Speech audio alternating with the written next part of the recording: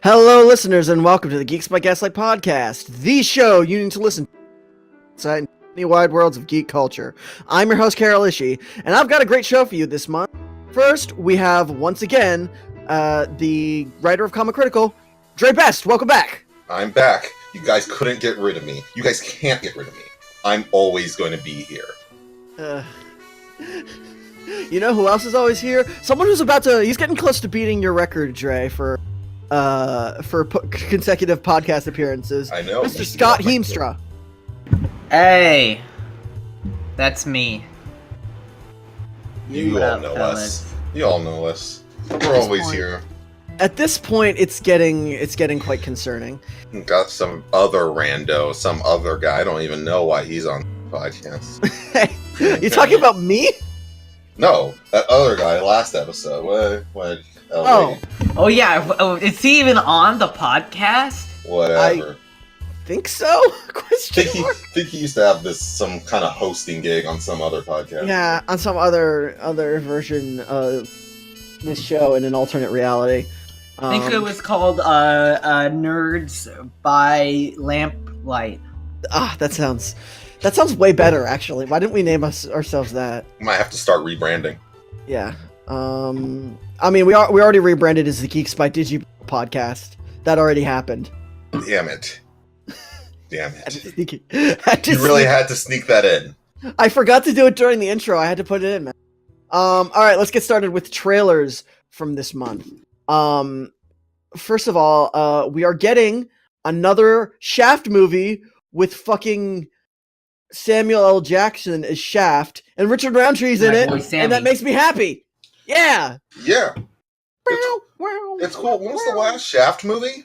I don't know. Too long. Yeah, these were kind of like, classic franchise. It's always been a place for black actors to like kind of stick their claim. Shaft's kind of problematic but important figure. Very interesting. Why do you say problematic? Huh? Why do you say? Do I like all the abuse towards women? I don't know how to. I guess. Else to explain. I mean, they sort of hang a lampshade on it in this trailer. When Shaft he remarks that he is an equal opportunity ass whooper, and that by trying to go easy on her, he was the one who made it a sexist, like a sex thing.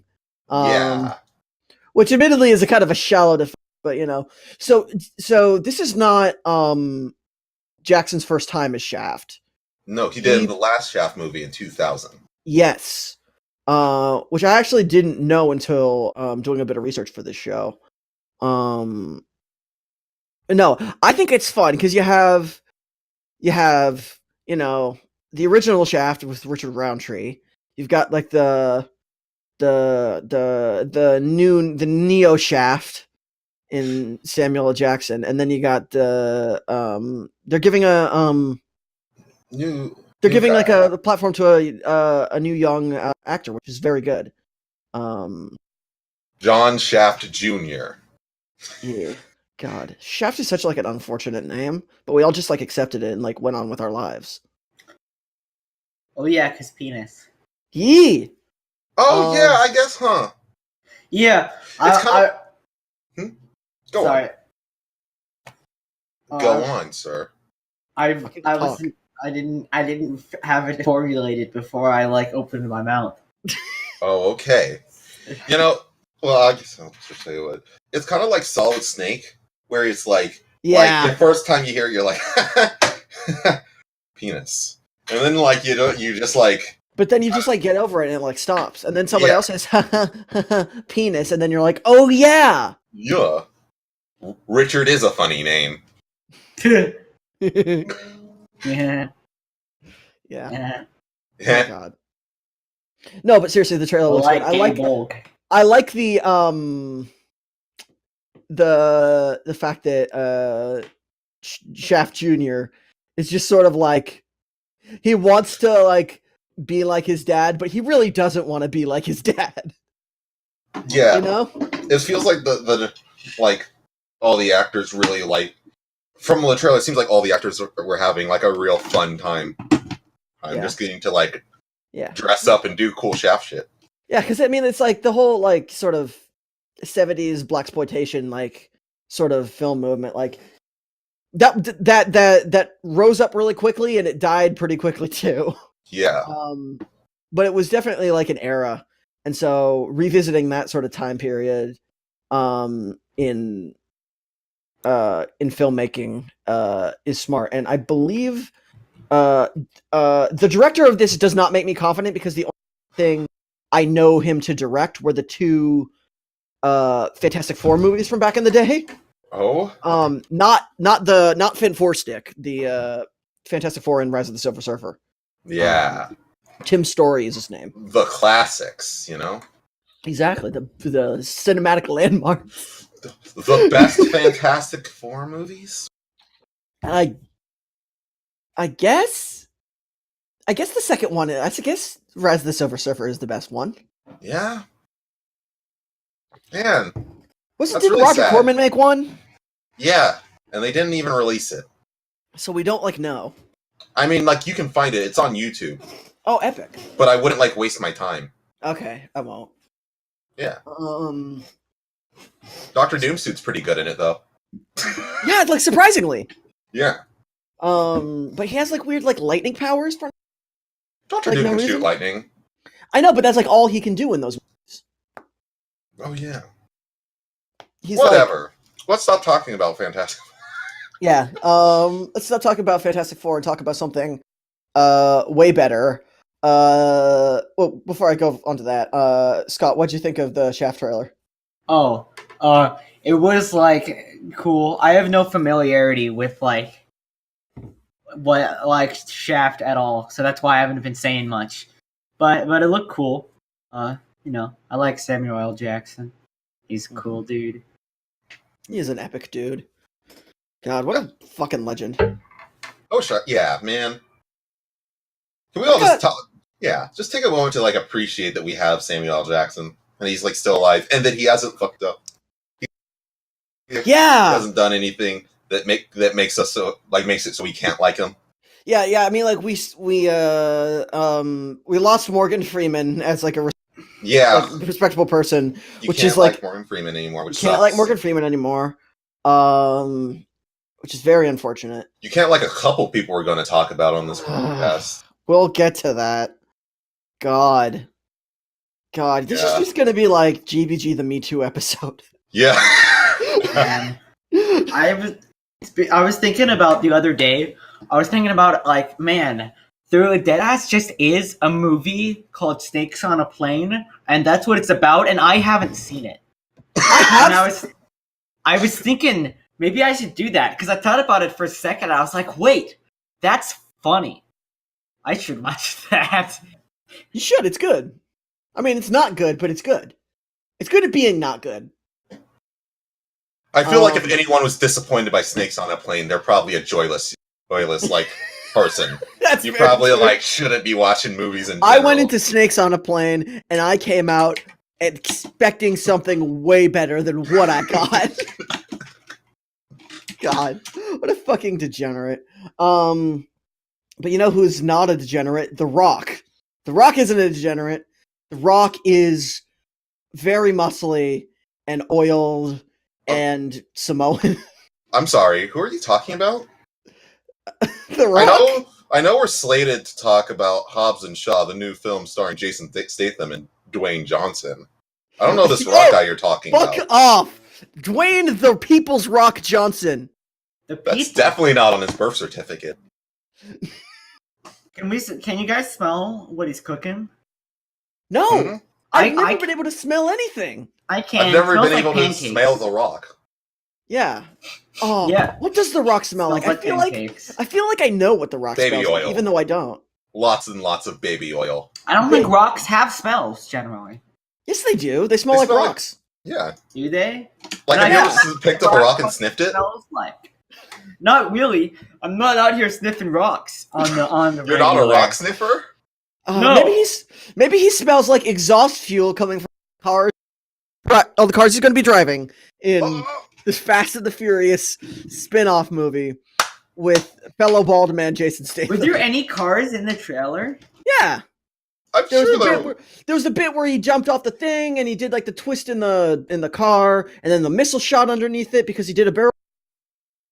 Yeah, there are definitely cars in the trailer. They just do not matter. They don't, because the fucking Rock. Because here's the thing: in the last Fast and Furious movie, the Rock just like bullets just like bounced off of him for like no reason Yeah. because he's like fucking epic. He just like rips a machine gun off a helicopter and uses it. Yeah, he flexed out of his broken arm out of a cast, and it was fine. And it was not broken anymore. God, Wait, I forgot that that bullets actually did literally bounce off him. Yes, that happened. That you weren't like using that expression that No. that happened. That there was a scene where like Deadass fires a weapon into his chest and he just is fine. God. Yeah, it doesn't even break his fucking skin. I mean, I think he said some shit about like it being a rubber bullet, but that still pierces your skin. Huh. The Rock is just that fucking strong, dude. So anyway, That wasn't even like no special effects there. They just like fucking like shot him, and that's what happened. And he did the peck bounce thing that he did in the Journey to the Center of the Earth. Did you really just remember that Journey to the Center of an Earth was a movie? I did just remember that. Yeah, I know. I remembered that. All I remember is the fucking the pecs bouncing in the 3D effect, where someone like threw a cherry at his pecs and it bounced off and then into the fucking. And I everyone's can like, definitely "Oh!" say on GBG we haven't set many records, but we definitely have this one. What's We our are the record? first people to bring up Journey to the Center of the Earth in 2019. Yeah, we did it. We did definitely it. are. Nobody else in the past like 2 months. Yeah, Nobody else has done it. that absolutely hasn't happened yet. In the entire world. Yeah. No one's even thought about it. I'm just gonna look it up, and there's just gonna be a whole podcast called "Podcast to the Center," talking about that movie. And it's That like started this year. exactly. And they've released a new episode every day since January 1st. I'd love to have like a sit down debate with those guys. Oh, if only. Yeah. But Jason Statham is also in this movie, Oh, yeah. looking really British and really bald and very angry. Yeah. As That's he said, his like character. yeah. I actually so I like the fact that they're making him into like a good guy / anti-hero, because he Yeah. was like in Fury 7 he was the villain. And he was like one of, if not the best parts of that movie. Because he was just like fucking like running random. He would like show up at random points in the movie and just fuck shit up. And like this series has all the like character tropes in their team already, besides the Vegeta, and it's good that they like have that now. I mean, that was kind of The Rock.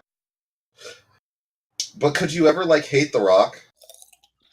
No, but I guess like yeah. I guess I guess The Rock is He's their Piccolo, if anything. yeah, I guess he is their Piccolo. So this is basically just a Piccolo and Vegeta team with cars, I guess. Yeah. Is this an accurate analogy? Yeah. Because I wouldn't know. Oh, who's But it sounds goofy as someone who knows nothing about Fast and Furious. man, Vin Diesel is the best guy. They should get Vin Diesel to play Goku. Fuck yeah. Yeah. Yeah, fuck Sean Shenmue. I would love that. I mean, Just in like- live action, not replace him. Next season of Dragon Ball okay. Super, it's Vin Diesel playing Goku. I am Goku. Except Goku doesn't care about his family at all, and that's all that matters to fucking What? Vin Diesel. Yeah. It's all All of a sudden, family. Goku is about your family.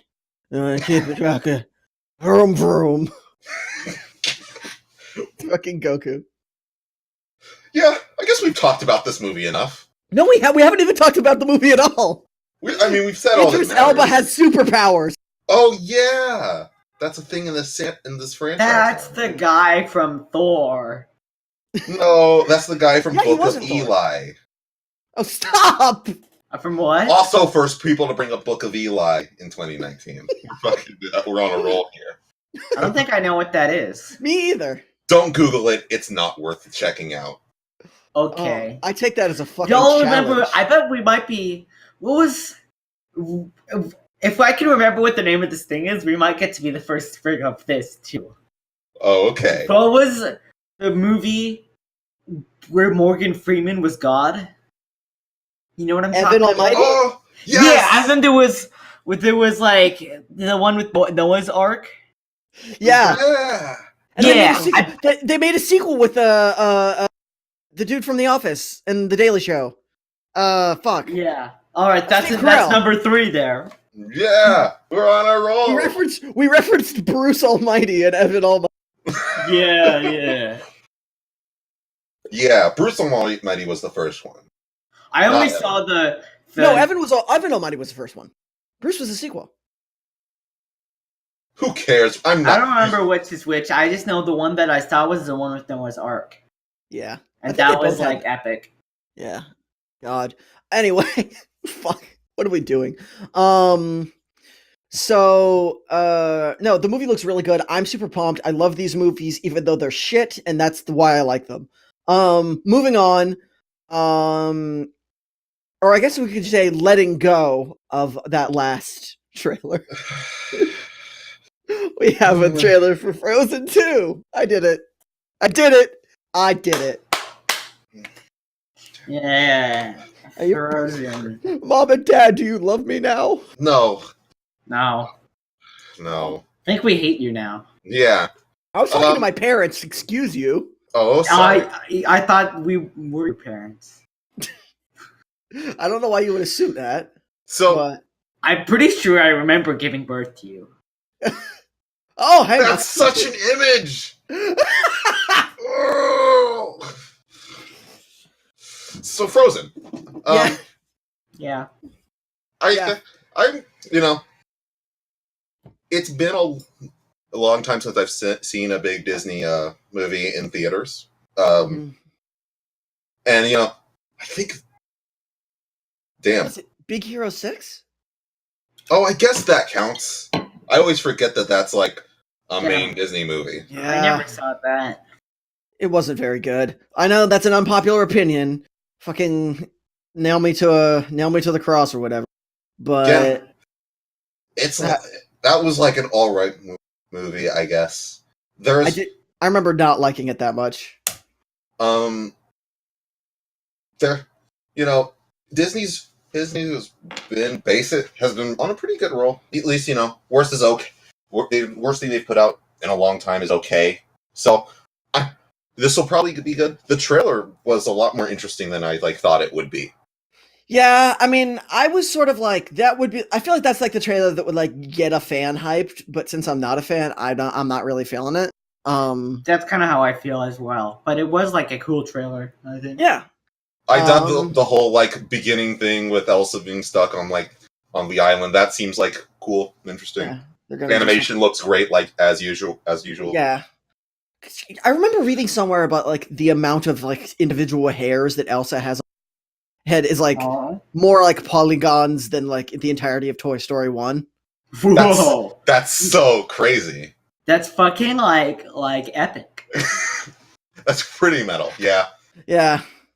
I remember that's that might not be true, but I think it is. I believe it.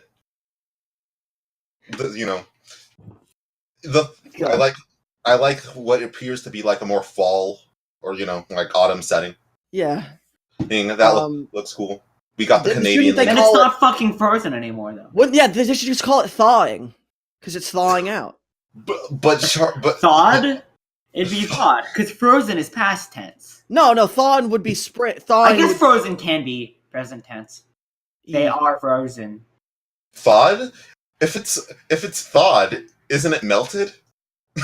No. Thawed is thawing and then melted, and then it's frozen too. You know what's frozen?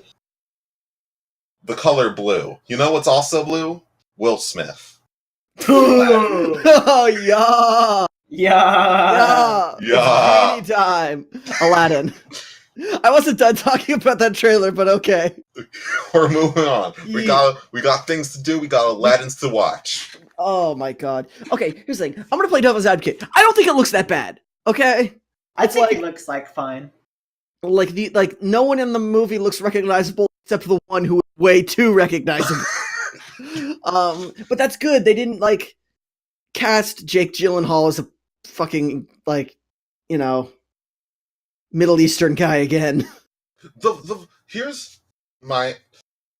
To me, I just don't think I'm generally fine with the Disney remakes as a concept, or Disney remaking some of their like older animated stuff into live action. I think stuff like the Disney Renaissance really doesn't need it though, and that's kind of why like stuff like The Beauty and the Beast is like the worst thing out of this like whole project. But that made so much money. Like so much money. And Like- this Aladdin movie looks like it'll be fucking epic. I want to see it. like- Sounds like a good time. I agree with you. The Disney Renaissance is not where you want to jump to. yeah. Same Here's, thing, I'm like not like particularly excited. I'm more interested in Lion King, like a live action movie starring just lions is a more interesting. it's not, but that's not technically. It's not live action. like Get down to it. yeah. But I don't want to get caught up on semantics like that. It's like Beyonce is Nala. That's like a world we live in. Donald Glover is Simba. Epic. That is the Pride Lands. Childish Gam Simba. Awesome. You did it, man. Lionish Yeah. Gambino. Lionish Gambino. Okay, I'll give you a little bit on that. That's a little epic. What about Simbino? Oh. Childish Simbino. Yeah. Or Lionish Simbino. Then it's just Linus Ish, Simbano. then all you have left is Ishbino.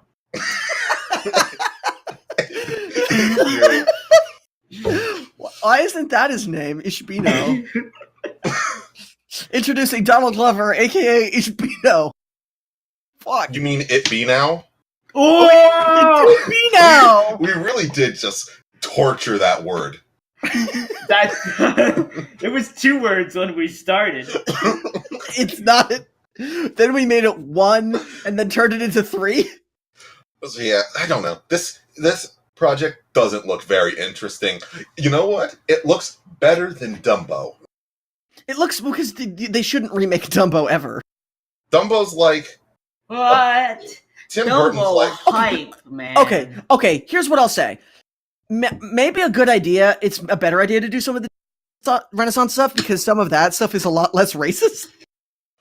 like. I found the most interesting stuff is like handling the troubling aspects of their older stuff, like of older Disney stuff. Like that's kind of like the interesting stuff in like Maleficent or like Cinderella. Yeah. While the Disney Renaissance stuff is like, hey, let's take this like 20-year-old thing and address like internet asshole nitpick complaints, and like make it less like make the pacing worse.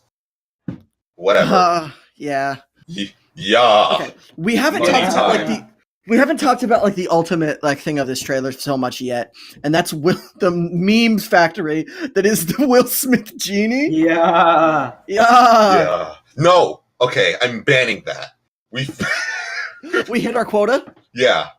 Oh yes. Yes. Yeah. Affirmative. We have. Okay, we'll stop. So this I effect is agree. a bad idea. What? This show? This podcast? No, like this effect is bad. Mm-hmm. It looks like weirdly cheap for like what it is. Yeah. They probably just painted him blue. Like I don't understand how like I don't understand how they like looked at that and said like fine, it's cool. His like body looks super like cartoony, but you can see all like the fucking like curls on his head. Yeah. It just doesn't like it. It's just his head, and I know like that's like not a criticism, but it really, like, that's the truth. It's his head on this, like, bad CG body. It is very strange. Do you think that they should have just gone, because, I mean, like, Groot in Guardians of the Galaxy doesn't look like Vin Diesel, right? Yeah. Even though he is just as wooden. I mean, hey! Sorry. I mean, we haven't, I mean, like, maybe I'll, like, go back and, like, compare, like, put, like, pictures of their faces together, and I'll, like, see it. The typical thing don't. is to, like, put their, I think it's, like, you take, like, the voice actor's eyes, and then you, like, distort them, so there's at least, like, a semi, like a slight resemblance? I think, like, Thanos draws, like, a pretty good balance between looking like fucking Josh Brolin and being Thanos. Yeah, you're right. But this is just straight up Will Smith. Yeah, it's blue Will Smith. If you want, I don't know why they're staying so like faithful to this design. Like, I feel like there's like a point where it's like in live action, there are other ways to visually like represent a gene. Yeah. Do that. Yeah. Like, I know, like people would be mad that he's not blue, and people were when that screenshot came out. Here's one question, though. Are we gonna get Fred Like Me wrapped?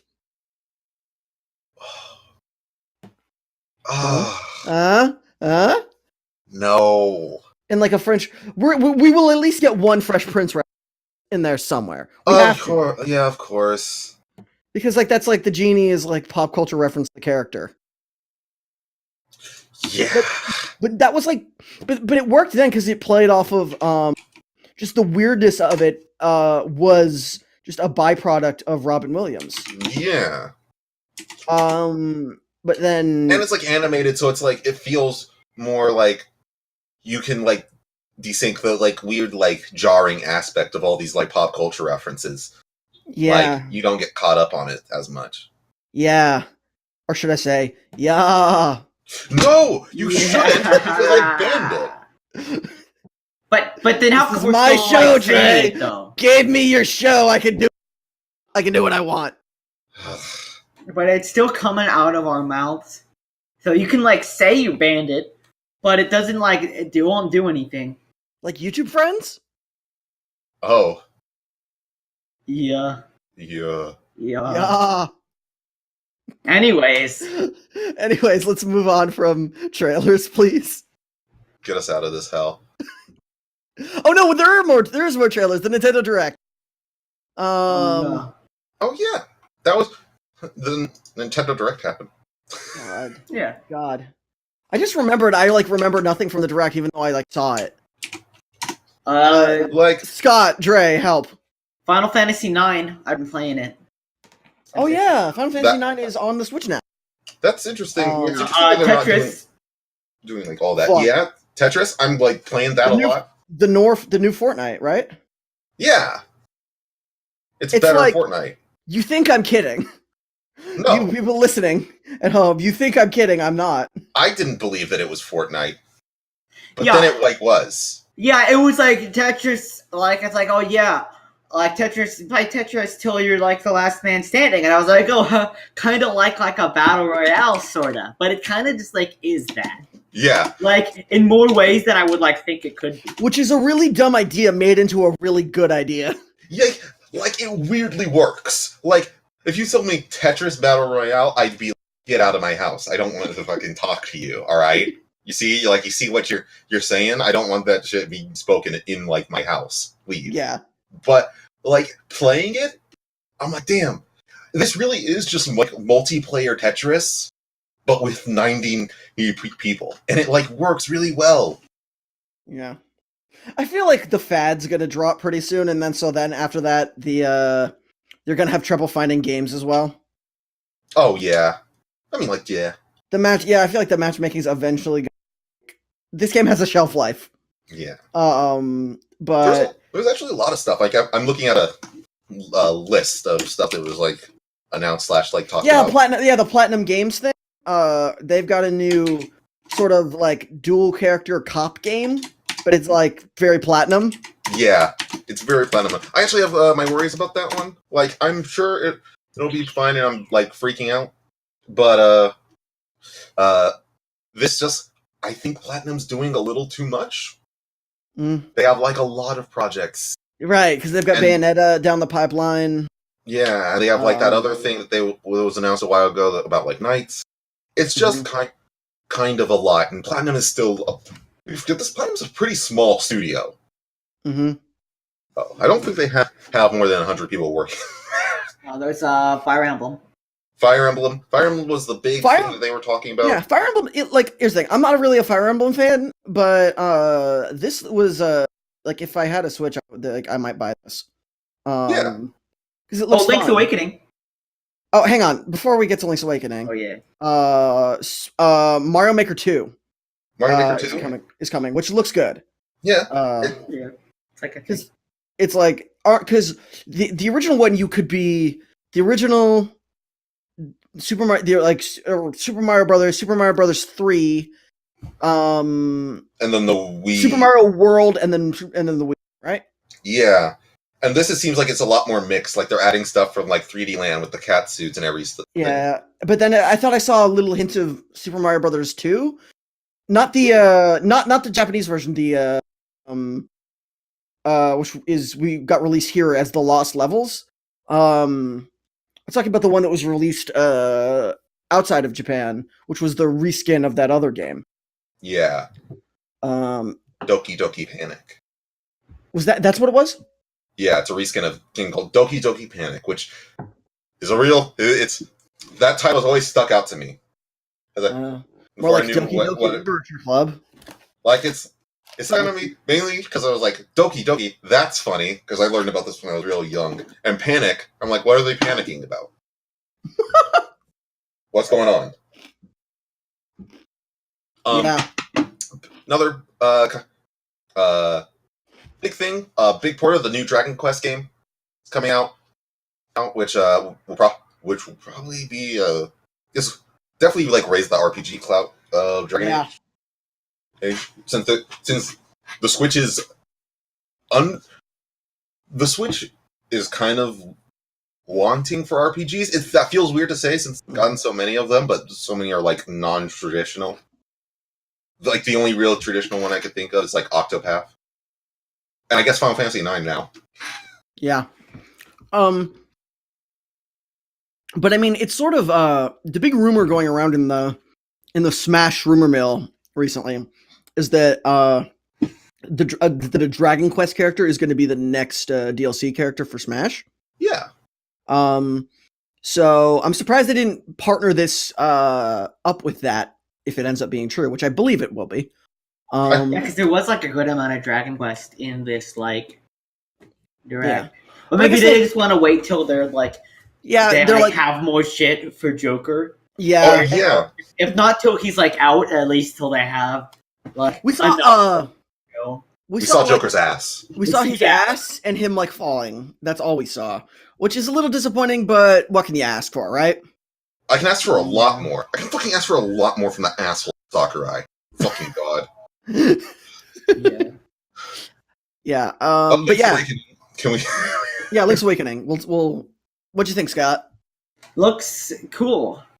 I like that. I guess the like Zelda logo for Breath of the Wild is just like the Zelda logo now, and I think that's cool. I like that logo. Yeah. I've heard it seems like people are pretty like divided on the like art style. I like it. I'm not really feeling it, but it's not like that bad. Yeah. There are aspects of it I really like and some that are like eh. Yeah. But I think on the whole I like it. Cuz like Link's Awakening is like a lot of people's like favorite game of all time. So it's I mean, it was going to happen like sooner or later. Yeah. I like the whole toy look. Yeah, me too. I know a lot of people are like upset. I don't know. I'm not upset by it. That's just not the style I would have chosen. But it's not really for me. Yeah. I like a lot of the like sort of like texture to it. The texture does look nice. Like it looks like I could just reach out and touch it. I love shit like that. That's why I really like looking at the Yoshi game. Oh, the crafted world thing. Yeah, I watched like that trailer and I was like, man, I can feel this with my eyes, and that's cool to me. I guess I'm another big thing. More updates, new reveals for Ultimate Alliance. Which is yeah. Oh, and I guess the biggest look so far at Bloodstained, Ritual of the Night, which is like the Igavania game made by the kind of creator. Yeah, that just looks like a pretty fun sort of vein of Castlevania. Vein of Castlevania. Yeah. Didn't even mean to do that. No, just sort of like a Metroidvania type. I'm very excited for it. I know there are people like kind of divided on like how it looks. I think it looks fine, especially for a game with a really big Kickstarter budget, but like not a very big like budget for like a typical game. Mm-hmm. I think it looks fun. I'm like ready to have more Castlevania. Yeah, agreed. But sticking with Nintendo, not long after the Nintendo Direct, a few days, we got some kind of sad news. Not like bad sad, but like sad. President of Nintendo of America, Reggie the Reg Fils-Amie is retiring. Very sad. Yeah.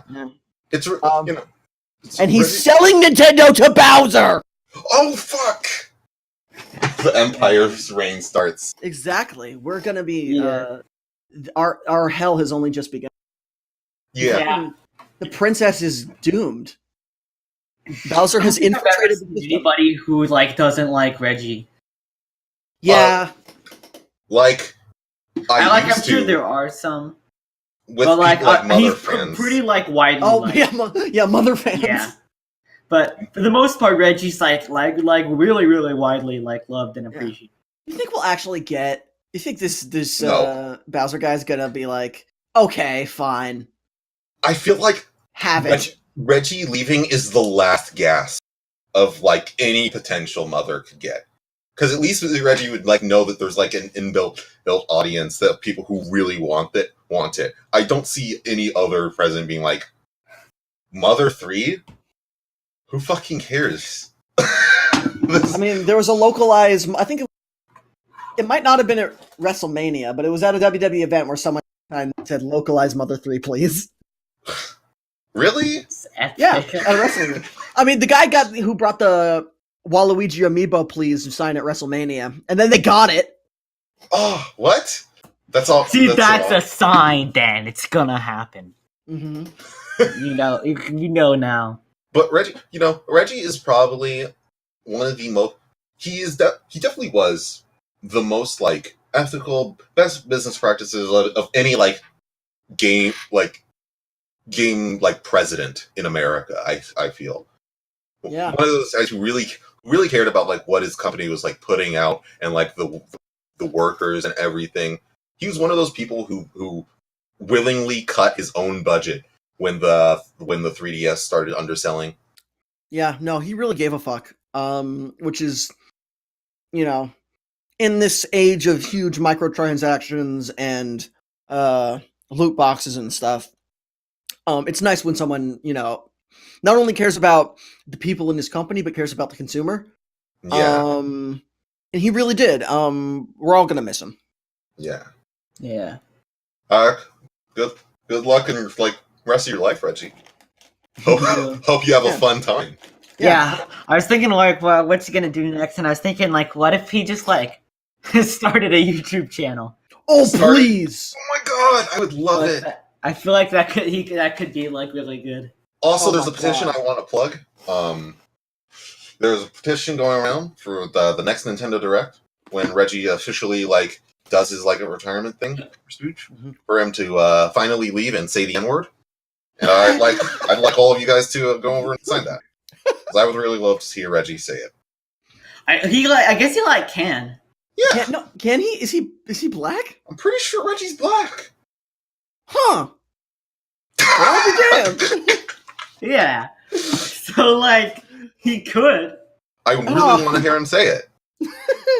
Please. It'd be so cool. It would be really cool. Thank you, everyone. I've had a great time. I need to go away. And, one last time, my body is ready. Nigga. God damn it. And then he just leaves. Oh, fuck yeah.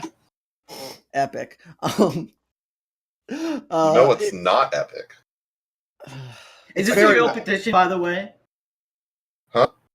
Is it a real petition? Oh, yeah, it is. Yeah, I'll put it. I mean, I'll put it in the description. I'll find it. All right. Yeah. Not now. God, we have to talk about Netflix ruining everything. Oh yeah, I guess. So Netflix, we haven't. Okay, this has been a very developing story that we've not talked about on the podcast yet. But we've been keeping an eye on this for quite some time. So it started off with Netflix trying to get into everyone's good graces by canceling Iron Fist, which made one person sad, and it was me, because I liked Iron Fist. I was the only one. Dre hasn't seen it, but he just does that. He does it to yeet on me. What? No, I'm a big comic guy. Why wouldn't I watch one? He refuses. But that was like sad.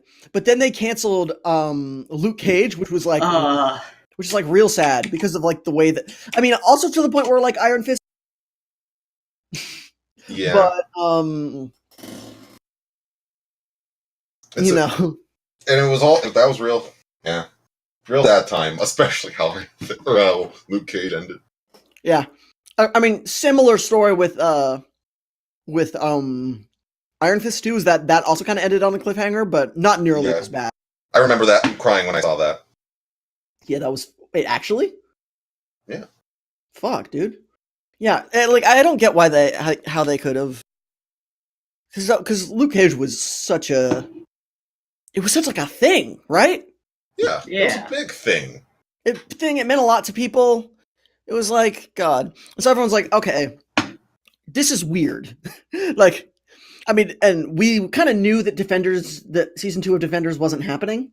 Yeah. But, like, we couldn't have foreseen. Then they, after season 3, that was sort of it for a while, but then season 3 of Daredevil hit. And then not long after, they canceled that too, which was by far their most popular show. Yeah. Made the most money. I think won the most awards. It was one of the It was definitely their most commercially successful Marvel show.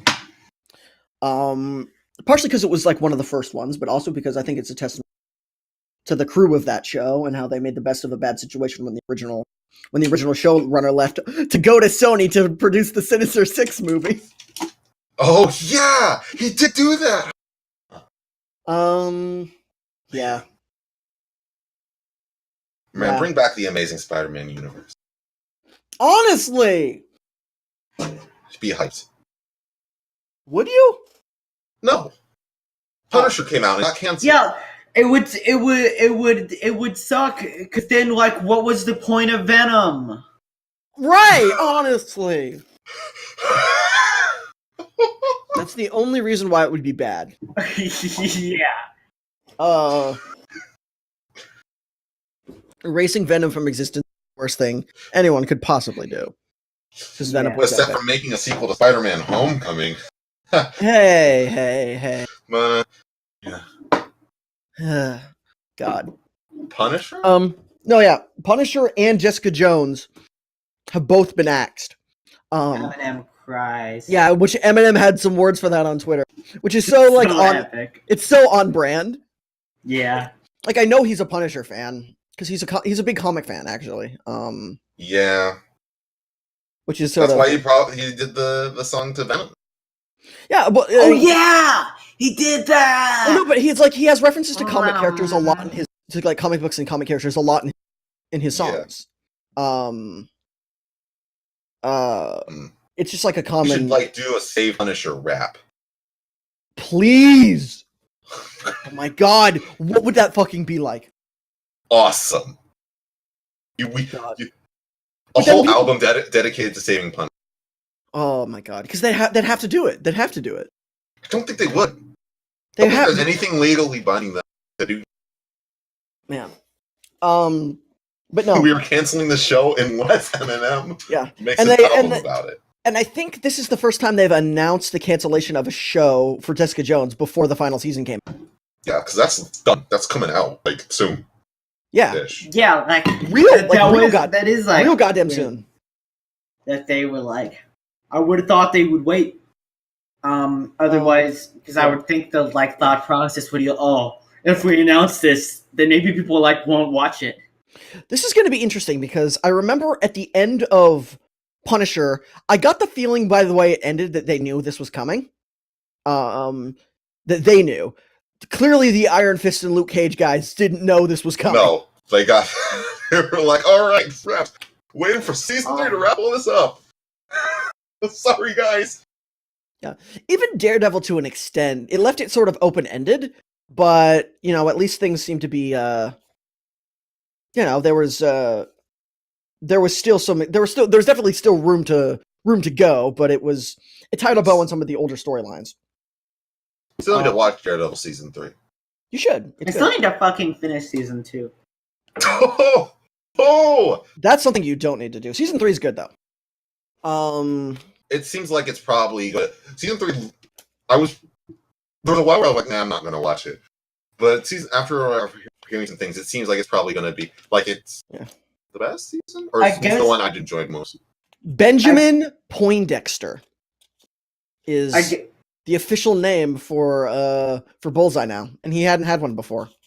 I guess for if Marvel Netflix is ending, then I guess that I can go back through and watch the rest of the shit, and then it'll be all right, I've officially watched all of it, and that's not gonna change, no matter how much time passes. That is how it would be. Yeah. So apparently the reason that they did this and they canceled some of these shows was because Disney Plus is gonna come out at some point. Yeah. And Marvel is looking to use some of their Netflix characters in various capacities on that platform. And Netflix was not happy about that because they didn't want to drive away. They didn't want to cross promote with another major streaming service like that. Which is weird because Marvel and Netflix were never exclusive with each other. Yeah. I know it's not the same because it wasn't a streaming service. It was done on TV, but Cloak and Dagger, Marvel's Cloak and Dagger, always sort of there were several references to Luke Cage in that show. I'm assuming there's something built into Marvel contracts for stuff freely, but they just kind of choose not to most of the time. Yeah. I would feel at the very least you'd want that in any contract you're cutting. But in the announcements that they gave for characters, Iron Fist / Daredevil will live on in future Marvel projects. That's interesting. I'd be very, obviously I'd like that. I'd like that to happen because I'm a big Luke Cage fan, and that's the way that show ends. Is not ending. So yeah. There are definitely some characters where it's it feels kind of if they're gonna be using these characters again ever, it would be kind of a waste not to use some of the actors. Some of them it's whatever. Yeah. But Mike Coulter, and the whoever played Jessica Jones, Kristen Ritter. Yeah, and Kingpin are. To name a few, are all pretty good. Vincent D'Onofrio was apparently quite annoyed that he didn't that the show got canceled because it was successful. He was getting a lot of exposure and a lot of money. I would not want to make Vincent D'Onofrio upset. Guy seems to kill me. I remember there was an interview with him where he was saying I love like Marvel shit. Like I would love to be in more shit like Guardians of the Galaxy. Like in that. That was like epic. I hope he like has a cameo in like a Spider-Man movie. Kingpin in space. Yo! In space. Oh, they should make him like super thick, like they did with the one from Spider-Verse. Oh yes, yes. Vincent D'Onofrio. I guess Kingpin they can replaces do Drax from that Guardians if he of the goes to Galaxy. space. They could pull some shit to make him like big. He has like alien cold and just really big. He gets like Yes. I really Please. want Vincent D'Onofrio as Kingpin replaces Drax on Guardians of the Galaxy. epic. He doesn't have knives. He has car doors. Hey Kingpin, what's going on? I'm just thinking about my love, Vanessa. And I say, That's "Hey." cool. That's great. That's great. That's great, Kingpin. Here, I'm gonna talk about my balls. I am Groot. Yes. Oh, Remember? that would have been a good name for the child that I was gonna have with Vanessa. Remember Footloose? Yes. That's what I saw. That was the last movie I saw with my father. Epic. Before he beat my mother senselessly. God, that would be great. I really sold myself. I'm going to be real disappointed. You know? When that never happens. Yeah, another reason to be disappointed in Guardians 3. Yeah. No Kingpin. So yeah, it is a shame that this is happening to some of these shows, but when one saga dies, another begins, you know? Yes. So there was an announcement from Hulu that we're going to be getting 5 new animated Marvel TV shows on Hulu, and they look Epic. Epic is the word you're looking for. Hi. MODOK hype! MODOK hype is real. So it's the shows are MODOK, Hitmonkey, which is apparently a hitman who's a monkey. I didn't know about That this. sounds awesome. I love Yes. monkeys. A team up with Tigra and Dazzler, which sounds Those two characters have nothing to do with each other, and it's awesome. Let's do it. yeah, that looks fun. Howard the Duck, which And they're- please make that happen. And they're all gonna have a big team up called the Offenders. It's so good. So What? is the Offenders a team? Has that ever No. happened? No. Yeah, I didn't think so. Defenders is not a thing, except it is now. And it's going to have MODOK, Howard the Duck, Hitmonkey, Dazzler, and Tiger on it. Oh, it's such a good Hi. day. It's such a good time to be a nerd. Yeah. This is the go.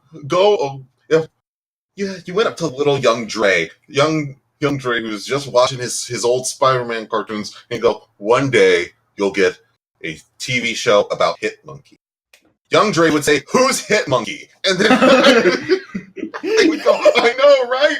It's awesome." And then I go back in the future. God, dude.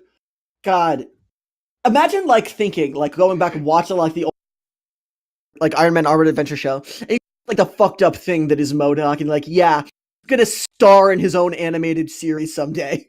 Yeah, people are probably going to spend over $1 million to get a guy on the big screen, or on the big screen on your TV screen. Yeah. Over $1 million will be spent trying to get MODOK to the masses. Exactly. How much is on the marketing budget for a MODOK show? Is MODOK? What sort of like stuff is MODOK associated with? Like, would he be one of the ones they got with the Fox deal? No, he's an Iron Man villain. Oh, okay. So I for some reason He's an AIM thought he creator, had right? like Fantastic Four villain energy for some reason. because he's Well, Jack Kirby. Yeah, I think he I has see. been before, but he's mostly an Iron Man. I see. Yeah, MODOK's really like barely a villain anymore because he's like too much of a meme. He's just a big head sitting down. So I'm assuming it's going to be taken from like more stuff. Hitmonkey was like a mini series in the early 2000s. Yeah, I'd never heard of him. And Like he's I'd heard of everyone else, but never Hitmonkey. Yeah, he just shows up every once in a while when a writer wants to flex that they read comics. I'm hyped for the Hit Monkey show. So is he a hitman who's just a monkey? Yeah. I think he smokes too. Epic. Awesome. Hit Monkey is If Is you it want to weird go that the biggest name on this project is Howard the Duck?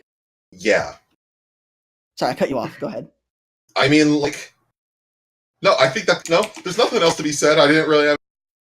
It's just it's weird. I'm very hyped for the offenders. I love the MODOK's getting his own show. I love that. Yeah. I love that they're going to be weird bad memes about MODOK now. Yeah, that's gonna be fun. And Howard the Duck like actually kind of deserves this. So Oh good yeah, for him. absolutely. Yeah. Howard looks like an actually good character.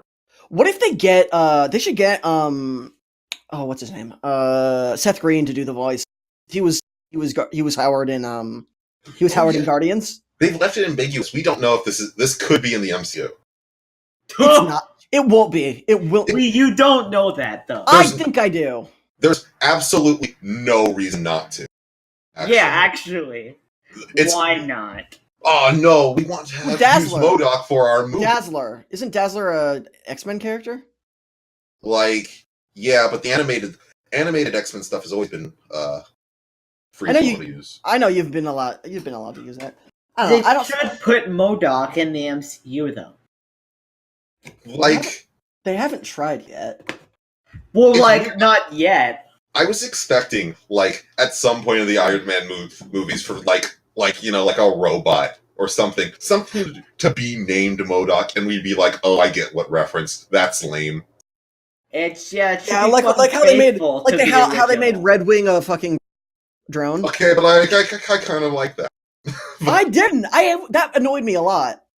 Have a fucking cyborg robot bird.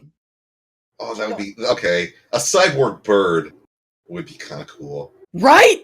It'd be like this was like a bird that was like injured in a wild, and I saved it and turned it into a fucking badass robot that shoots missiles, and now it fights for me. Yeah, that'd be cool. Yeah, Hit Monkey's. I have money on Hit Monkey being the best one. Yeah. Oh, God, I don't know why. So. That's the one I'm most interested in. It just feels to me like the most TV ready. Yeah. Like concept. You just have Hit Monkey hilariously kill people. Does he talk? Yes. Okay. Hell yeah. That's good. It'd be kind of weird if you didn't. If you're just going around killing people like, oh. Or he might not actually. I think it changes. Have you read Hit Monkey? No. Why not? It's Hit Monkey. I pay for my comic books. That's very accurate. You think I'm spending? It's the cheapest I've ever seen Hit Monkey is $2. You've seen? You know, that's a fucking tragic amount of money to spend. You've seen Hitmonchan. You've seen Hitmontop. You've seen Hitmonlee. And now, Hitmonkey. Oh man, that was fucking good. So anything else you guys want to talk about this, because the tone of the podcast is about to take a fucking drop. I'm good. Yeah. We've had a lot of fun, but this has been an interesting episode so far. But sometimes it's time to get fucking real. And Vic Mignogna, guys. Yeah. Great transition. Jesus fucking Christ. Look.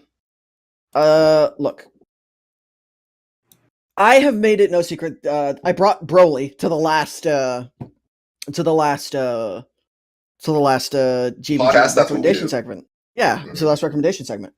So I'm a fan of his work. Not specifically a fan of him, but I'm a fan of his work. I think we all can say that we've all enjoyed him in stuff. Exactly. Yeah. How can you not? He was in Vic Mignogna he was the lead in Full Metal Alchemist. He's motherfucking goddamn Broly. But there's always been this sort of cloud hanging over his presence in the anime industry. Sort of accusations that he's been not too pleasant to work with, not been the best with fans, Just nothing overly, damning, but Yeah. there's always been the sort of stigma that, I've heard people say that like one of the first things they learn about when working with him is watch out for Vic Mignogna. He's one, kind of an asshole, and B, he's a bit handsy, Yeah. Yeah. But that sort of hit a fever pitch in now that we're finally in the Me Too era, as I referenced before. Now that we're in the Me Too era, people are starting to come out just left and right stories about Vic Mignogna, and the internet's not taking it very well. Yeah. Yeah. So it's real annoying. Okay. I'm gonna start this off by sharing a personal story. I think I've told you both this. I definitely told Jré this. I was I'm a college student. Pretty much everyone who works on the show is. And I was on my way to class one day, and a guy that I'm friends with, came up to me, and we sort of talked for a bit. And he mentioned how, oh, did you get the invite I sent you to this Facebook group?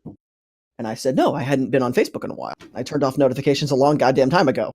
And it was like, oh, I've added you to the I stand with Vic Facebook group. I'm like, okay, just like heads up, I'm not going to accept that. I didn't even know that you could be added without accepting. I didn't accept, and yet I was in the group. I don't accept that because I don't stand with Vic. This is a case of Me Too. And there's so much goddamn smoke. There's a fire, my guy. And my friend got really, really annoyed with me and very visibly angry. Like I was on my way to a gym class, and I was like trying to get into the locker room to change, and he wasn't like physically blocking me, but I like couldn't cut off the conversation and get out. It was very uncomfortable, very awkward. I haven't talked to him since. Talking? Oh, I haven't spoke to him since. Whatever. Talking? That was like Yeah. thinking for a second, like, wait. Yeah, that's not a word. What he just said? I haven't spoke to him since. Look, it was just a very uncomfortable thing for me because it's like that's what made this situation so much more fucking real, and I realized I needed to do some research, so I did. There's an excellent article that I am going to link below it's quite long, so it's an endeavor, but if you're listening to this and you want to know from a very much unbiased source what the story is, so you're able to draw your own conclusion about it, there's a website called the Tao of Dragon Ball that's sort of it's a chronicle of both the content of the Dragon Ball saga and the sort of everything surrounding it. And there's a very excellent article that dives into this very, very deeply. I'm going to link it below. Give it a read if you get the chance. But yeah, people are starting to call this. Oh, I hate this. Anime Gate. It's what it's being dubbed, which it really doesn't deserve to be. Yeah, I've been like avoiding using that term because the part of me feels like I feel like if I wanted this to all just kind of like end, but I feel like it's not, especially if Anime Gate continues being a term and it's like goes beyond just being associated with like Vic Mignogna specifically. So that's why I've been like hesitant to use the term, because I feel like that if I start saying that, then like I'm accepting that like yeah, this is a thing now, and I don't want to, because I don't want it to be. But I'm not sure that it might be too late already. I don't think it's too late yet. I hope you're right. Yeah. Okay, so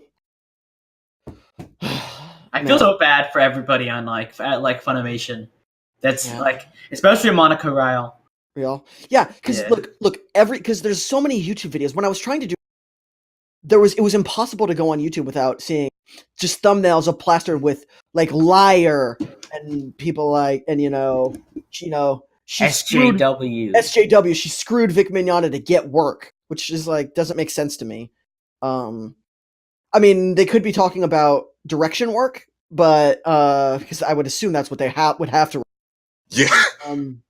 Because Monica Rial is not getting any voice work that Vic Mignogna was get because he's not there.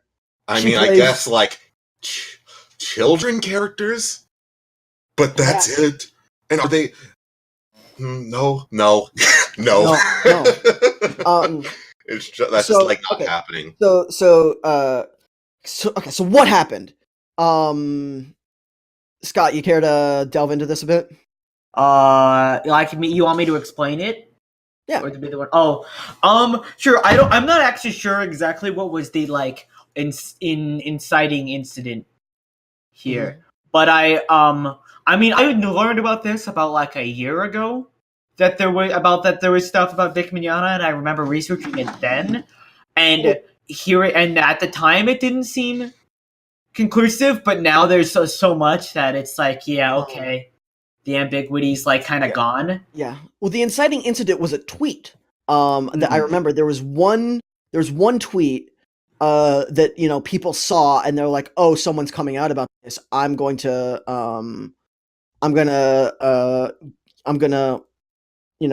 stand by this, and get behind it. Okay, the exact wording of the Twitter post was, Vic Mignogna is a homophobic, rude asshole who's been creepy to underage female fans for over 10 years, and I've been screaming about this since 2010, but every year nothing changes. That was the exact wording of it. A lot of people, the tweet gained momentum and spawned the hashtag #KickVic, which got trending, which was, I believe, first responded to by Rooster. They saw that, and since he was employed by them to work on some of their original content, he was promptly released. He was let go. Which got made a lot of people, a lot of fans of his work, frustrated, which then spawned the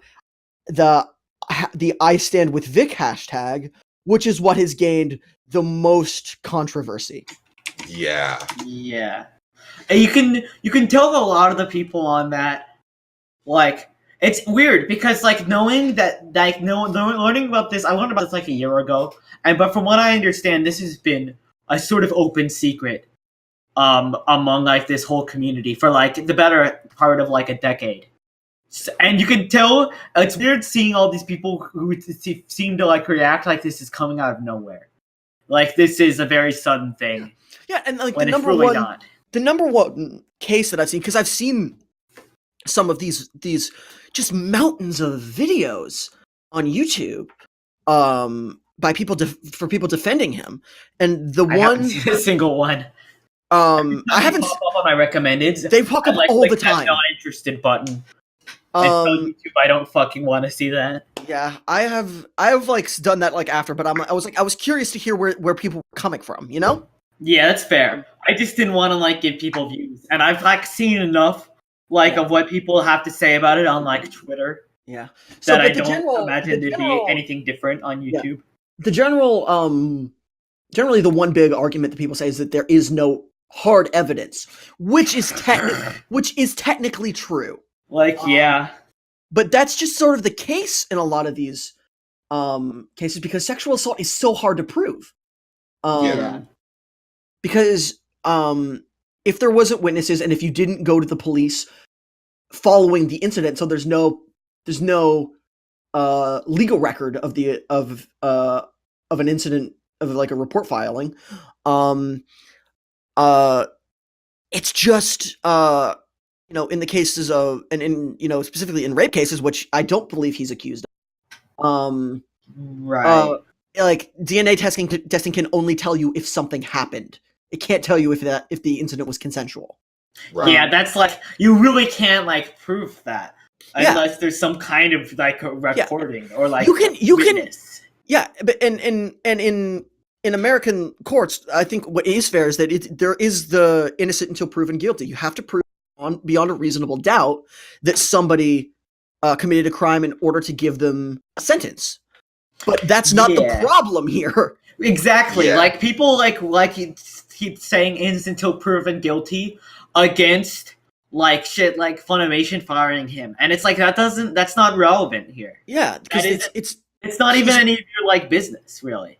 Yeah, Funimation is not a court. Yeah, like I get like if people are like I'm not gonna like have my own opinion on it until until I see evidence because innocent until proven guilty, that's fine, but like doesn't really matter in the case of anything else. Vic Mignogna's name is whatever happened. Vic Mignogna's name is tainted. It's bad news right now. If I was running a company, I wouldn't want him there either. It's, you know, this is similar to last year's thing with James Gunn. Except in this case, it was a fake outrage produced for politically motivated reasons. He didn't by the alt-right. Yeah, by Nazis. Yeah, I think if anything, like. I think it's really like I think what's telling of it though is that Funimation's firing him now because it's a big thing is that it should have been done a lot sooner, especially knowing that like pretty much like almost everybody who worked with him had a problem with him. Yeah. I think what's most telling though is that from what I've seen, like nobody else, like no other like voice actors, other people who've worked with him have like stood up for him. Really, it's like fans who have like, oh, I had a positive interaction with him and stuff, and people just being like, I feel like that I think says a lot, and it's weird that people think that like, and not only have nobody stood up and supported them, but most people either haven't said anything, or a lot of them have actively like sided with the victims, etc. It's weird thinking that these people think like, yeah, every voice actor working at Funimation except Vic Mignogna is just a liar. Like there's a certain point, it's a lot more far-fetched to like believe that than just to believe that this one guy is just kind of an asshole. Like, and also like the English like dubbing like scene is like a pretty close-knit circle of people. Exactly. So it wouldn't like if these were wrong, you would know. It's not a very big community. It's not like if a couple people if people were trying to sabotage him, this would have happened a lot sooner because these allegations have been going on for more than a decade. Yeah. If it's sabotage, it would have happened sooner. Well, if it's go ahead. Since it's like not, you can tell that like nobody's defending him. Why would they? Hey. Well, to an extent, a lot of people were saying, "Oh, isn't this convenient?" Because Vic Mignogna is getting accused of all this right when he's voicing the title character in one of the largest financial successes of an anime movie in the United States. But then wouldn't you want to do that to Sean Schemmel, who's probably getting paid the most? Vic is the title character of that film. But that's because Sean Schemmel, to my knowledge, has never sexually assaulted anyone. I mean, that's like, I mean, I think if we're looking at it from the perspective of if it was like, sort of like what fucking words? A conspiracy against him. Yeah, a conspiracy, like a James Gunn type. That assuming that like there is from the perspective that there is no sexual assault to begin with, then that would make a difference. But yeah, but it is, you know. But if like I've done my best to look at this from all angles, and no matter which way you slice it, there is no way Vic Mignogna comes out of this looking like a good person. Yeah, the fucking what? Tell me like the worst shit I've seen is stuff like Sean Schemmel like came out and tweeted offense of Monica Rial and stuff. Seeing like, oh, like if you don't like know her, like don't like harass her, you don't really know anything about this situation. And someone was like, I saw a bunch of people in his replies saying stuff like, oh, I lost respect for you. I can't believe you would side with like this like friend of yours against like another like friend of yours when one of that friends might be lying or whatever. And it's like, what do you even know? What is your like imagine like you're like in Sean Tremmel's position and you had two people you've like you're like friends or people you've worked with are in this, and then you decide to trust in what like the friend who's equivalent to Monica is, and then some fucking like guy you don't know or doesn't know any of you comes up to you and it's like, oh, I lost how could you do this? Could be lying. And it's like, well, who are you? What do you know about any of this? You don't know anything. I'm a guy on the internet. I We know all everything. know everything. I have an opinion and it must be heard. God. Look. Yeah, and this is this is such a toxic, like, the discourse around this is so toxic, and this is just like increasingly how like fan discussions be. Mm-hmm. Yeah, it's like it's a real like sad state of events, and like I talked about a little bit about like keeping this like this whole people starting to refer to this as Annie-gate. It's like slowly I'm like thinking like there's always going to be like this like subgroup of people who in any fandom who like just act like this, who are just kind of like who look to cause trouble and are always believing in these like crazy conspiracy theories because they don't respect the person who's like accusing their favorite voice actor, or they love this certain voice actor too much, that their intentions just aren't like, these guys don't care about the actual facts. They just want to like Broly. Yeah. Look, and here's the thing, and I'll admit, it's harder. It's hard when you see someone who you liked and respected as an individual, as an entertainer, to come to terms with the fact that they're not who you thought they were. Yeah. We're going to talk about that with someone else a little later in the show, in fact. Something that happened to, someone that I respected. But the thing is, you have to come to understand that as fans, we don't know these people personally. Yeah. Even if we've met them for short periods at a time, that's a very specific setting. When you, as a fan, are putting them on a pedestal, sometimes literally, and that's not an accurate way to judge someone as a person. You need to know them. You need to understand where a person's coming from. And fans are often not equipped to judge in those situations. And that's very evident in cases like this. When conclusions are made by fans who either through feigned ignorance, willful ignorance, or actual ignorance, choose to not look at what is right in front. And look, we live in the land of the free. That's your goddamn right to be able to do shit like that. But it does make you kind of a shithead.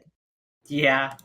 Yeah. I think my perspective, because my sort of perspective on this is as someone who's like, I've always been very fascinated with like voice acting. And so I follow like a lot of voice actors that involved in like, especially like anime dubs and such in particular on like Twitter. And so it's like, yeah, Vic Mignogna was someone whose work I enjoyed. And if maybe like before like a year ago when I first learned about this stuff and couldn't find anything super conclusive, I could have told myself like, yeah, well, maybe that's just wrong. But now that like almost everybody else has, it's like, yeah, it sucks to like accept that like this one guy in I respect in this like industry is a creep, then that like everyone else in that industry is a liar. It's like there's really no comparison. Mm-hmm. Yeah. I'd rather believe that a guy could be an asshole instead of like an entire industry being like this corrupt, like scum, like hive of villainy. You know? Yeah. And why? Why? If there was an actual motivation to throw this guy under the bus, fucking what is it? Because I haven't heard it yet. He's big in this one movie. Look, this like one limited release anime movie. Yep. Look, this just makes me sad to talk about. I don't have much more I want to say on it. Any final thoughts? I'm pretty much done. Yeah. Yeah. Moving on from that degeneracy to even more degeneracy, we have a returning segment for you this time. I don't know why in hell I let him have the show again, but Ronny's Rambles is coming up next. Hello everyone, and welcome to another episode of Ronny's Rambles, in which I ramble to you about things. Well, after last time, I was given orders from down below to be less degenerate, or else I wouldn't be allowed around quote-unquote people anymore. So this time I'm doing the top 10 survivors of Geeks by Gaslight Battle Royale, in which I will discuss who the top 10 survivors of the Geeks by Gaslight Battle Royale is, and why number 10 through 9 would die, and number 1 wouldn't. Alright, let's get started. 10. Carroll, for asking me to be less degenerate. I'm coming after you, son. Can't fucking stop me. Number 9. Scott, for going horny on main. He goes so horny on main, he is said practically dead. 8. Cheney, no one bought his DLC. He was once on an episode, that episode got lost. He's not on here anymore. Basically dead. 7. Audacity, deleted by Guthrie, because Audacity hates Guthrie, and Guthrie hates Audacity, and Guthrie would not give a fuck. 6. Mikey, gave in to pizza time. Yeah, he gave in to pizza time. He gave in so much that he became fucking pizza. Then we ate him. It was delicious. 5. The Geeks by Gaslight Discord that died on June 5th, 2017 at 10:20 p.m. And yeah, you might be thinking, why number 5? All the other ones died, but this one was already dead. It's because its soul died that day, not its physical body. Technically still alive. I probably deleted at some point. Anyway. 4. Jack bought too many monitors. He has fucking 6 monitors. One of them's probably precariously placed, probably dies, it's fine. 3. Jré, finding out Melee isn't an Evo. His heart can't take me being right. I will be right. This one's gonna happen. 2. Guthrie, editing the spit. Guthrie died in a cold sweat editing the spit. He coughed up blood and said, fuck you, Audacity. And thus, that leaves number 1. Me. Because you can't kill me. You can try. You can fail. The Geeks by Gaslight Battle Royale will always end with me winning. Because no matter what, I will survive. And you can't fucking stop me, Carroll. You can't. Anyway, that has been Ronny's Rambles for this week. Next time, I will be talking about top 10 anime girl keyboard crumbs ranked by flavor, because after doing this, I have served my non-degenerate time for the next 10 years, in which I will be as degenerate as I wish for the next 10 years. Fuck you, Carroll. If you won't let me do that, then I'll just replace you with someone who will. Thank you, and good night.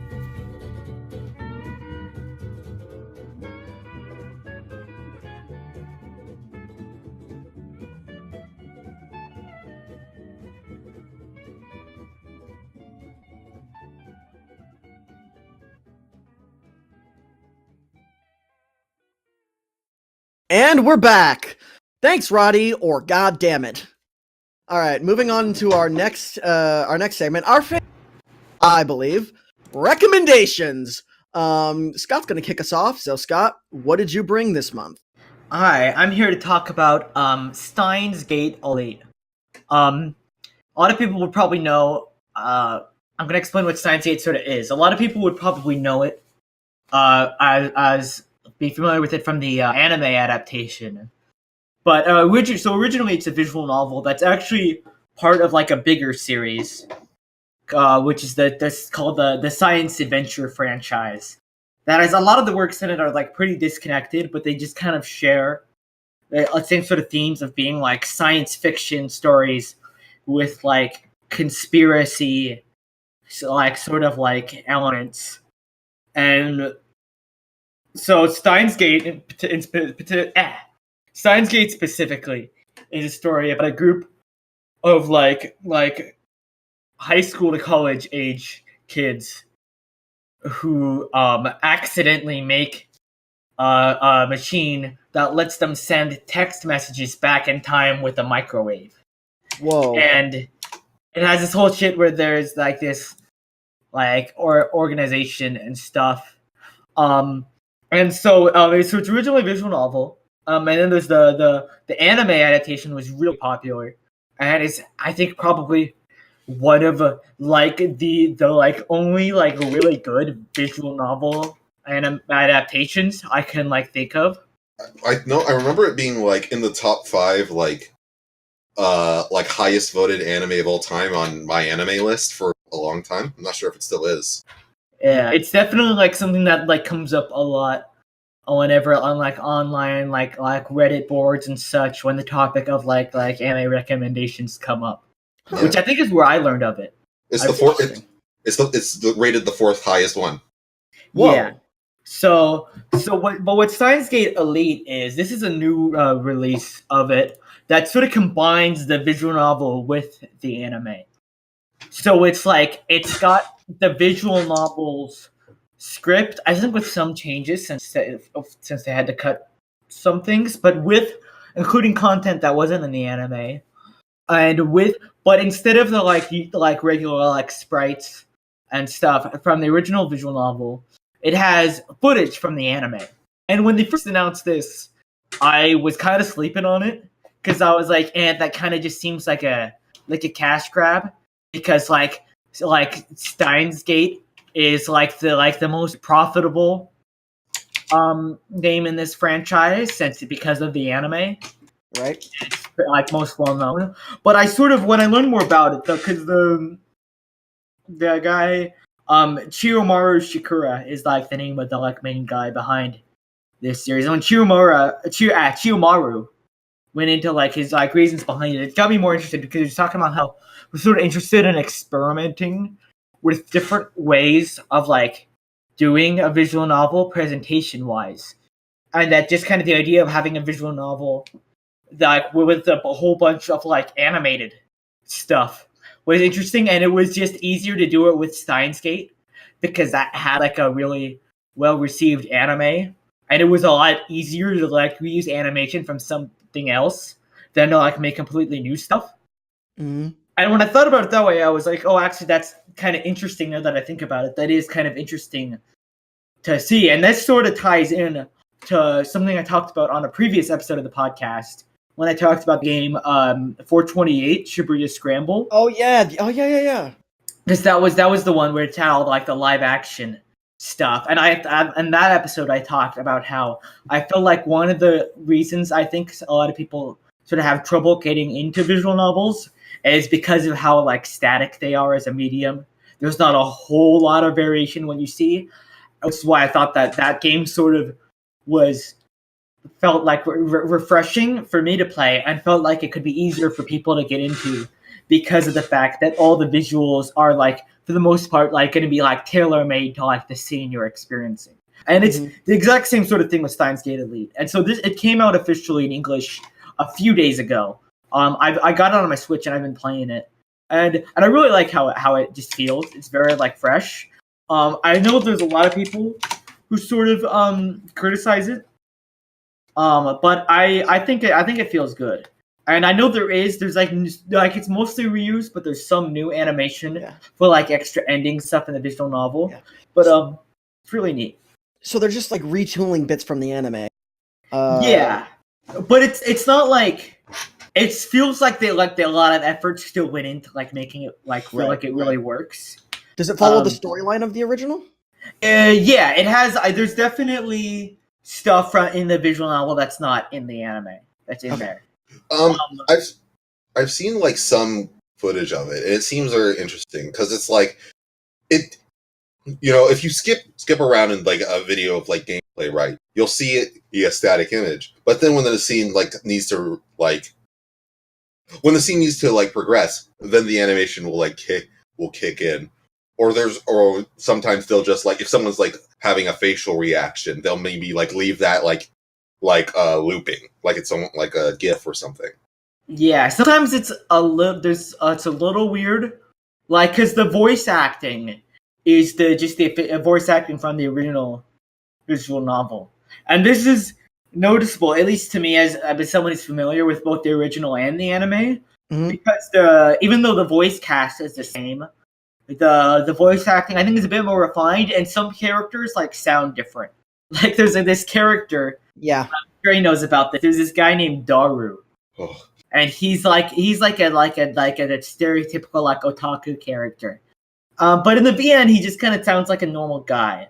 But in the anime and in just any other material in the series, since then that he's appeared in, he said this is how they have him sound now. It's the same voice actor, but he talks like this.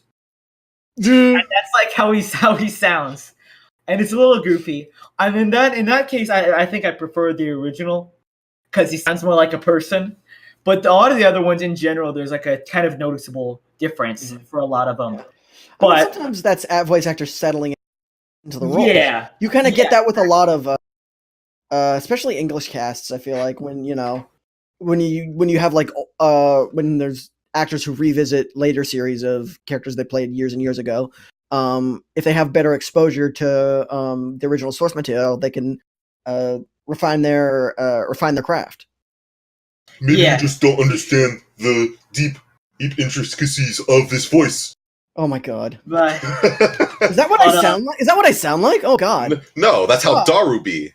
Oh, epic! I mean, you do sound like you do sound like that, like most. Yeah. Honestly. But there are points though because of that it's a little bit different. I was playing it actually a bit earlier today, and I got to a point where they were having two characters were having a conversation, at a restaurant, and they were eating food. Or they had just received their food, and a character was talking, and his voice sounded like he was eating, but visually you could tell he hadn't started eating yet, or at least he didn't look like he was talking with his mouth full at all. Mm-hmm. So sometimes it's a little weird with stuff like that, where there's stuff that wasn't quite visually represented originally, but was shown in the audio in a way that might contradict how it was done in the anime. But for the most part, from what I've played so far, it's been fine. Do you think? And it's really interesting. I think a lot of people might disagree, but I think it's a perfectly fine way to experience the story for the first time, and it's a really good story. I'm very fond of Steins Gate. It's very, very interesting. Probably one of my favorite time travel stories. But yeah, it's I highly recommend it.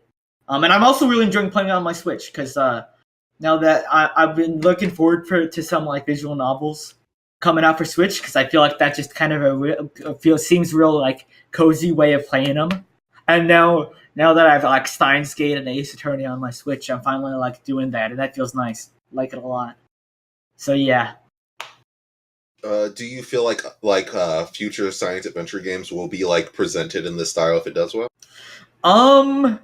Maybe my biggest hope of this doing well is for like the localizations, because like it's got kind of a rocky history with localization because it's gone through a lot of different like companies. Mm-hmm. And right now Spike Chunsoft, who like just recently opened like a North American localization like branch, now has it. And they're the first people who've like actually like given a shit. And so this is also my first time seeing like how they're like doing, because they've like released some other stuff, but it's like was like ports of games that were already like localized, so it was the same translation that like another company did, and they also localized 420 using the same script. Yeah, because it's like already translated anyway.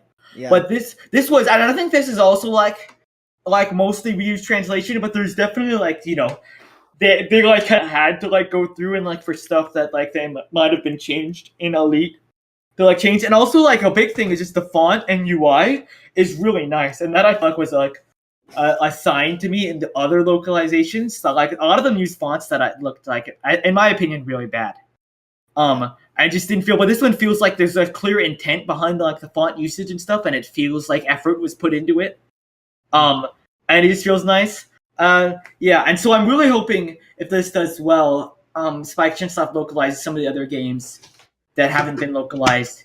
So that's like a big hope for me. I guess they could do more stuff like this. I don't know. They might not. It's interesting because I know they were trying it out with this because they already had footage from the like successful anime. I don't know. I guess maybe if this does like really well, then they might experiment with doing something like a more original thing. I don't know. We'll see. But I would definitely like to see more like visual novels in general that sort of experiment with a presentation like this. Huh. Right on, dude. Yeah. Awesome. All right, you all good? Yep, that's it. I'm done. Fine. Yeah. All right, cool. So I'll go up next. I brought one of my favorite YouTube videos of all time. One of the things that started me on my path to becoming a huge pro wrestling fan, and that is Max Landis's Wrestling Isn't Wrestling. Now, before I get started, I'm just going to knock out the elephant in the room. I mentioned before that this is Me Too the episode. Max Landis got accused of some very not nice things a while back. If you want to go back and check out the video, it's totally fine. It's not monetized. You're not giving this shitbag any money. It sucks for me because me and Jré really respected him. He's the son of Hollywood director John Landis. And you know, he's sort of just like one of those like comic fans who, you know, who seemed to turn a very successful career at a young age, in not only in the film industry but also in the digital land. Yeah. And that's sort of a thing that that I feel like Jré and I really admired. But there's, you know, assholes come in all shapes and sizes. Like we said, you know, you don't know these people. Yeah, you don't know these people. You don't really know who they are. And now we know. So I won't be supporting any of his future projects, but I can still enjoy this. So Wrestling Isn't Wrestling is sort of Max's rebuttal of the biggest sort of response that a lot of wrestling fans got for years, and less so now, but still a little bit now. And that's the storylines are derivative. Yep. No. What? It's 5 words. What? You know it's fake, right? Huh?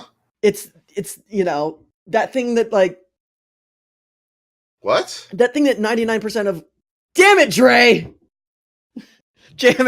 Wrestling I'm sorry. Wrestling is real, everybody. None of it's scripted. All of it is actually happening there. No, but for real. It's that thing that, you know, wrestling fans have always heard that from everyone. I hear it from my dad a lot. And it's him sort of like taking that and being like, yeah, no shit, idiots. And clearly people who say that don't watch wrestling because of all the crazy, insane shit that happens. There's, you know, wizards and leprechauns and evil cheerleaders. This shit happens. So the video follows the career of one of the greatest wrestlers of all time, Triple H. And it starts, so I'm gonna guide you through this in a little bit of a way. So Dre's seen this video, I'm sure. Scott, buckle in because you're about to go on. Oh, cool. So Triple H was introduced in the mid '90s as he was called the Connecticut Blue Blood. He was sort of like a rich, snobby, upper class, waspy asshole, who would do curtsies when he would get into the ring.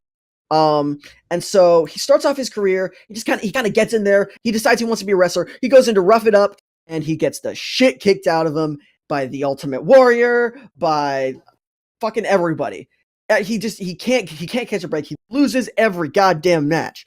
So he's just sort of not doing too well. At around the same time, a guy named Shawn Michaels is riding high, top of the company, one of the best of all time, right?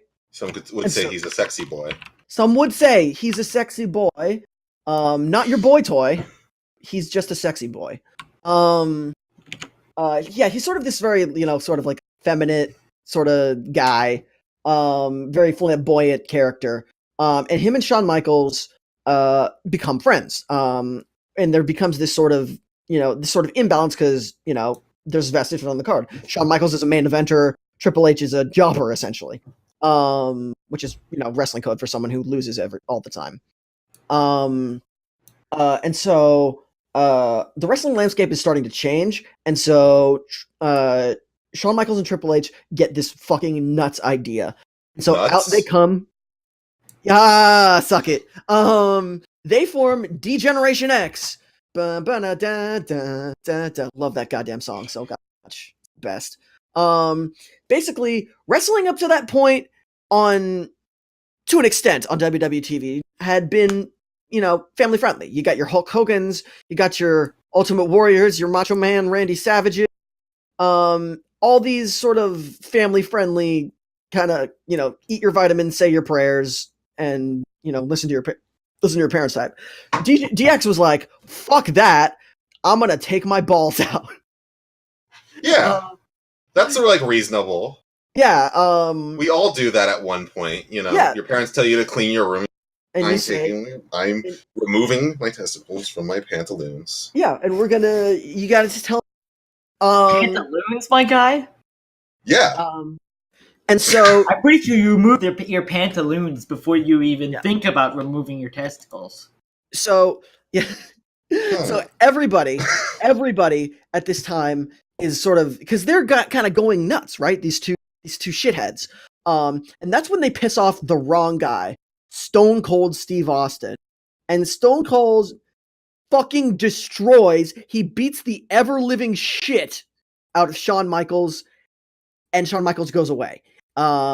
He disappears for a number of injuries after the enormous trouncing that was given to him by Steve Austin.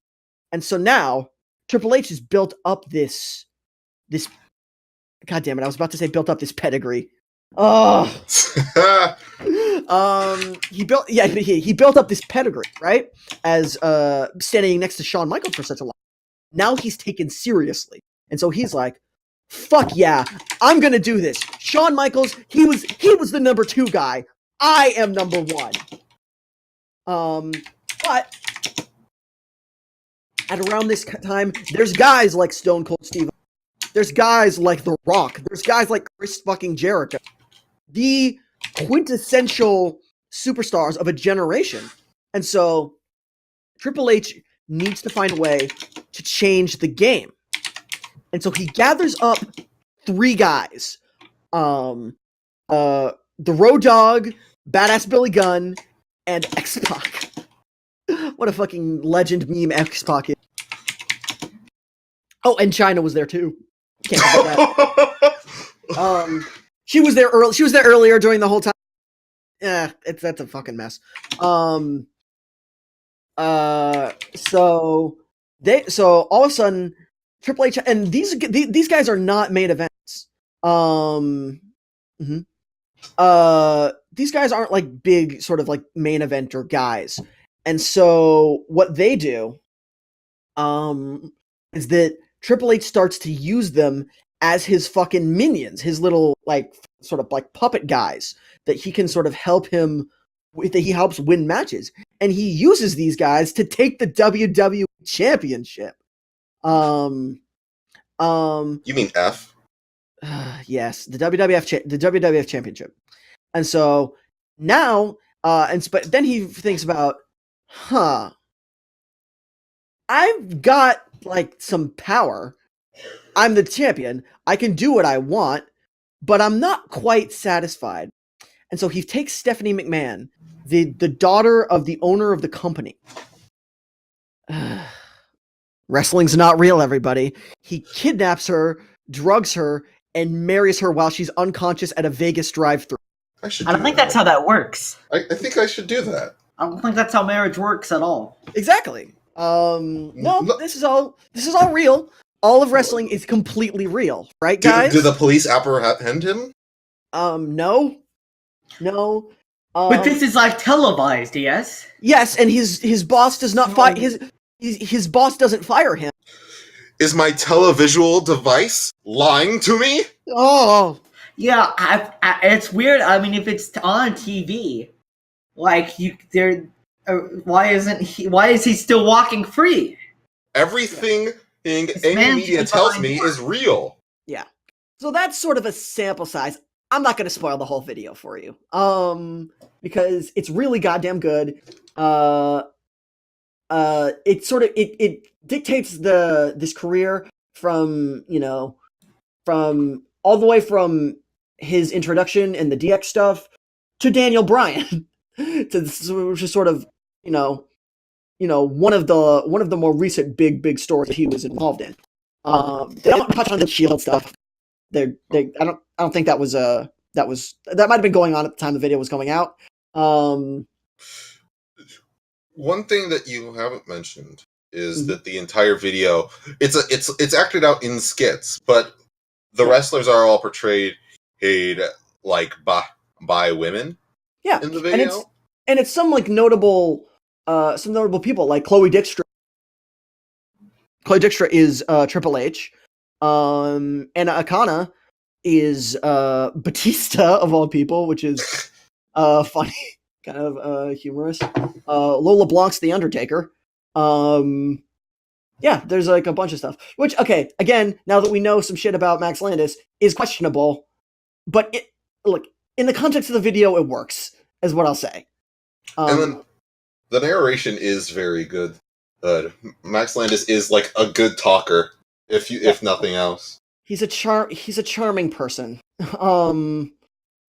That's sort of a double-edged sword when you get down to it, but it's the truth. Yeah, again, don't condone him in any way as a person, but the video's damn good, and you don't have to like and enjoy it. So the story goes on. There's a lot of twists and turns. I highly recommend it. Check it out. Boom! How long is it? Less than a half hour. It's like 25 minutes. You also get to learn like why a lot of people hate John Cena. Yeah. And Triple H for that matter. And yeah. Yeah, and it's a good, and it's also a very good backdrop, also for one character, but sort of like wrestling like as a time. It was one of the things because like I never watched wrestling as a kid, mostly because I wasn't allowed, but I really didn't know anything. It wasn't a thing I like asked to watch. Probably for the best, because it was like when I was younger, that would have been a very different time. But you know how these things are. Yeah, it's just if you don't here's the thing, if you don't get pro wrestling on the surface, watch this video and I think it'll help. It's this video, along with Super Eye Patches Wolf's Why Wrestling is So Fascinating, along with like Carroll helping me, that's got me into wrestling, and those videos certainly were like something that like kind of grounded me and helped me find like a understanding of what was in front of my eyes. Yeah, and sort of like the mythology of it all. Yeah. Yeah, it's good. I mean, I saw that video for the first time long before I actually got into wrestling. I discovered the a few years, maybe like a year after I saw it, after maybe not even that long. I don't know when I saw it. But a while later, I discovered the What Culture YouTube channel, which has now evolved sort of into the Cultaholic YouTube channel. It sort of evolved as the content that I discovered evolved into Cultaholic. So that's another thing I would recommend you to check out if you're looking to learn about wrestling as it is. But yeah, the Super Eye Patch Wolf video is also quite good. And but presentationally, I do prefer Wrestling Isn't Wrestling. So check it out. All right, that's pretty much all I have to say on that. So Dre, what did you bring to show and tell this month? The only thing faker than wrestling, which is comics. Yeah. So, what I brought is it's very new. It is the newest Guardians of the Galaxy book. Just titled Guardians of the Galaxy. We've spoken previously. I brought comics here before. And I think I brought what has become my favorite comic. Wow. And I was gushing all over it. Well, this is written by the same writer. God Country was actually kind of Donny Cates' last big independent book. And he went over to Marvel and he started writing a whole bunch of stuff. He started he wrote Doctor Strange for a little bit. He wrote a event, and then he took over the Thanos book.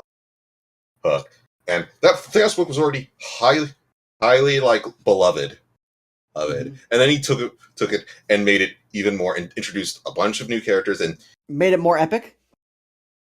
So yeah, he is now kind of the big cosmic guy. And reshaping. If you read God Country, yeah, which you should, but you'll know that he handles cosmic storylines very well. Oh, of course they did. Everyone who listens to the podcast always takes all of our recommendations. Yeah, every single one. Even people who are on it too, right? We've all read God Country, right? Huh? Mm-hmm. What? Right. We've all read God Country. Yeah. I own it. That's a step more than I've taken. I hate you. It might be worse though because I own it, but in spite of owning it, I haven't read it. Man. Having owned it for a while. I guess that's worse. It's like 200 pages, guys. And most of it's pictures.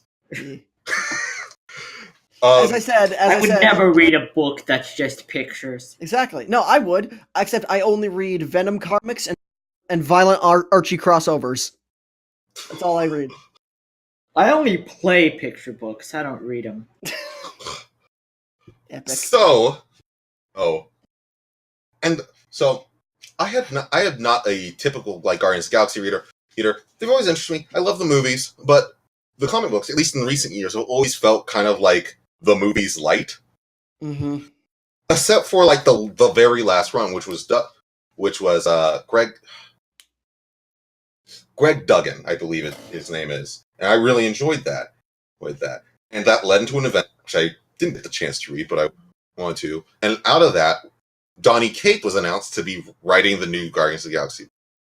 I was like, well, I guess I'm reading Guardian. I guess I'm a Guardians fan now. Mm-hmm. So I picked this book up. The first issue came out like a month ago. And the whole premise is that in the event I did not read, Thanos was killed, decapitated, in fact. And we come in at the wake of Thanos. His brother has assembled all the people that matter except for the Guardians, to read a video, to display a video message, like Thanos' last will and testament. They play it, and Thanos, big hologram of Thanos shows up, and he goes, "Hey guys, I'm dead." What's up, guys? Here I'm coming at you live from the underworld. I'm dead, but here's the thing. I don't expect to die anytime soon, but if I do, I have plans set up that my consciousness is going to be put in another person's body. Buddy, so you haven't killed me. Oh, the look on your face is probably awesome. I wish I could see it. Have fun finding me. Bye. Hello, Fortnite Burger. and that's And then you default dances. basically. So everyone's very upset because the biggest terror in the universe is not only not dead, but in a completely different form in somebody they probably know, and they just have to find out. Fuck. So we go to the Guardians, and what's our Guardians it's a mystery.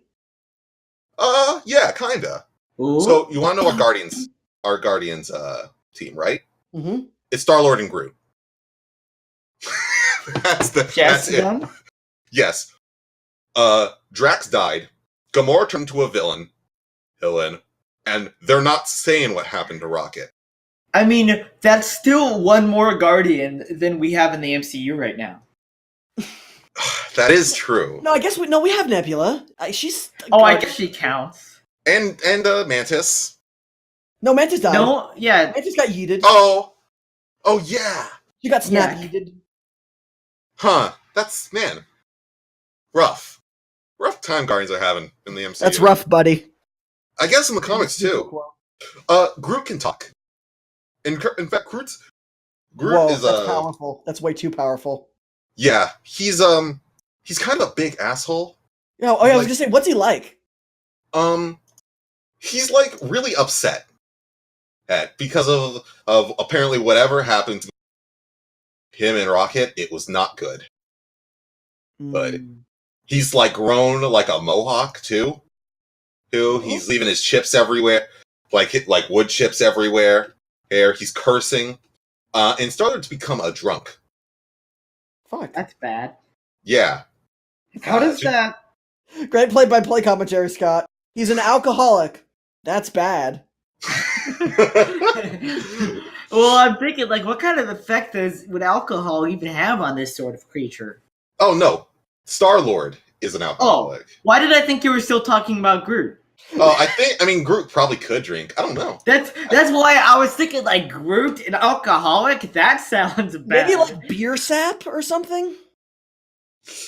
They're That makes a lot more sense now. Yeah. I was thinking about Groot being an alcoholic, and I was like, damn. Yeah.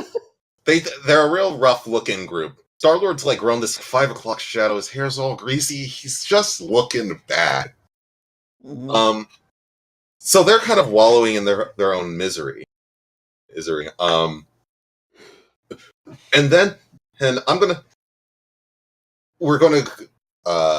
they kind of are just tooling around the galaxy, just kind of establishing what's going on.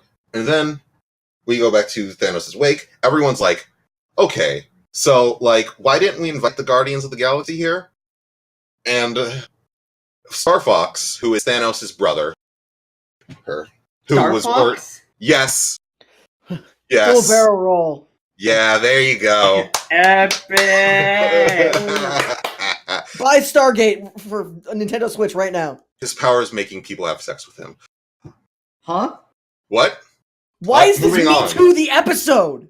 Damn Why? it! So he's organizing the whole thing.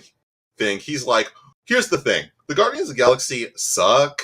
They're always trying to be nice, and we need someone to kill shit. And this is where we meet Cosmic Ghost Rider, who is Donny Cates' kind of pet project. He is a Punisher from another dimension who got the Spirit of Vengeance and then became Galactus' Herald, and then started working for Thanos. Fuck, I've seen this guy before. Yeah, he's basically kind of like a cosmic Deadpool. That's very epic. It's just a lot of shit thrown together, though. It's yes. They comment on it. The Guardians hate it as much as we should. Okay. And so they're kind of gathering this team of people to go and hunt down They all assume it's Gamora because Gamora just turned evil. Thanos is out there. She's his daughter. That makes sense. Mm-hmm. Logic checks out. Then the Black Order show up. Oh. You might remember them as the nameless bad guys from Infinity War. No, Ebony Maw got a name. I remember Yeah. their name. I remember their names. But Squidward. Yeah, there's Squidward. There's Super Big. Well, Black Dwarf, right? Yeah, that's one of them. Black Dwarf, Ebony Maw, Super Big. You never forget it. My guy, Super Big. Is that his name? Yes, his name is Super Big. That sounds like the name of like a Ben 10 alien. Yeah. Oh my god, it does! Yeah. And it's weird because the whole Black Order thing is they all have different, like, black in their name, except for Super Big, who's just super big. He should be super black. I don't think they can do that. Well, they already did Black Dwarf. I mean, How worse can they go? Like, could. They could. Oh man, because okay, I remember Corvus Glaive and Proxima Midnight, right? Yeah. They're married, right? Yeah. It don't matter. They attack. They try and capture Thanos' like body. We don't know why. And they get away with it, and open a black hole to leave. That kind of sucks in all these different people who are at this meeting. So we have Beta Ray Bill Hill, who is the he's kind of like a alien horse looking guy who's worthy to wield Mjolnir. Was like the first character in like comic history to be able to do that besides Thor, yeah. Horse Jesus. Yeah. Cosmic Ghost Rider. Drax's daughter, who was a former Guardian and Avenger, Moondragon. Oh, I know her. And the former Quasar, who I've just now met since I haven't read much Guardians in the past. And they all get sucked in. Oh, with a couple more people, like Silver Surfer's there. But the group I named, they are the only ones that run into Star-Lord, and Groot, and is Cosmic Ghost Rider there? Yes. So they show up and they're like, "Hey, everyone's trying to kill Gamora." Cosmic Ghost Rider's like, "I'm still gonna try and kill her," and that's kind of our launching off for the series. That we have everyone's upset at it's just Star-Lord and Groot who are like a part of the mains, who are a squad you remember, and they're trying to they need to fix all this baggage that they have while dealing with this way more aggressive, different Guardians team. And I was like, oh, this is interesting. This is cool. This is what I would expect from Donny Cates. And then we get the teaser for the last issue, which I will spoil. Sorry. The Black Order have taken Thanos' body, and they're talking to someone. And they're like, well, this person's planning on reviving Thanos. And they're like, why would you do that? He's dead. He's happy. He's with death. And this person's like, I hate death. She's so overrated. Everyone loves her. She's the worst. And it turns out it's Hela. Ah! The Thor villain. Fuck! The one from Ragnarok, who is the queen of hell. And it's so With one L. hell with one L. Of course.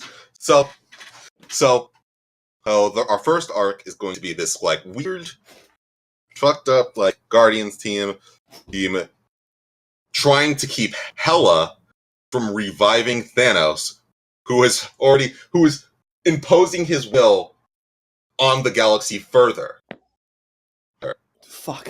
So and they're setting up tons of stuff.